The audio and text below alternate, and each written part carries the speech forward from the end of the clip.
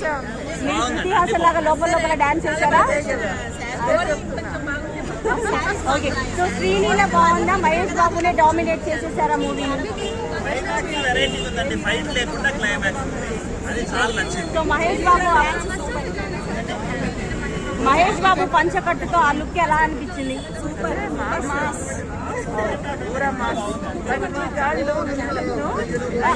ఇలా అనండి, మేము బ్యాక్గ్రౌండ్ లో ఇలా విజిల్ వేసుకుంటాం కదా. ఓవరాల్ గా మూవీ మొత్తం గురించి చెప్పాలంటే ఏం చెప్పాలి?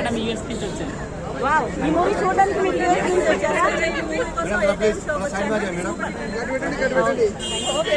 స్టోరియా, బొక్కల స్టోరియా, హీరోయిన్ ఎట్లుంది, తాత్మో సాంగ్ ఎలా ఉంది, అది ఇది వాట్ ఎవర్ ఏది అవండి.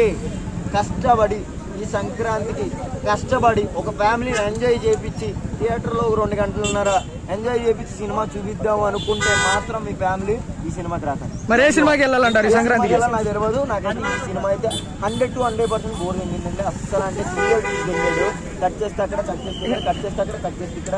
అదే దాంట్లో అత్త గురించి వెళ్తాడు, దీంట్లో అమ్మ గురించి వెళ్తాడు, ఇంకో దాంట్లో పెళ్ళం గురించి వెళ్తాడు, ఇంకా తాత గురించి వెళ్ళి తీయాలి. ఇంకా రాయన్ త్రివిక్రమ్ గారు దాంట్లో ఏమంటే మీ నోట్లో మాటలు ఉన్నాయని అందరూ అంటారు. లేదండి, మీరు చెప్పే ప్రతి డైలాగు ఈనాడు పేపర్లో ఉంటుంది.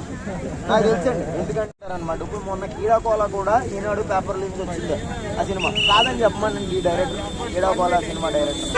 ఒక 2 అన్నదమ్ములు ఎంత సంపాదించినా అలాగే ఉండిపోతున్నారు. వాళ్ళు సంపాదించిన డబ్బులతోటి మంచి 5 స్టార్ హోటల్లోకి వెళ్ళి బిర్యానీ తిందాం అనుకున్నారు. ఆ బిర్యానీలో ఒక బల్లి పడుతుంది. ఆ బల్లి గురించి రిక్లైన్ చేసి వాళ్ళు వీడియో పెడితే వాళ్ళకి ఒక 5 కోట్లు ఇచ్చారు. ఆ స్టోరీని కీడాకోలా తీశారనమాట. వాటెవర్ మనుషుల్లోంచి వస్తాయి స్టోరీకి, కానీ ఇది అసలు మనుషుల్లోంచి కాదు, ఇంట్లోంచే. ఆయన ఎన్ని స్టోరీలు తీసినా ఇంట్లోంచి, అత్త నుంచి, అమ్మ నుంచి, పిల్లల నుంచి, సంథింగ్ ఎక్కడి నుంచి అయినా తాత గురించి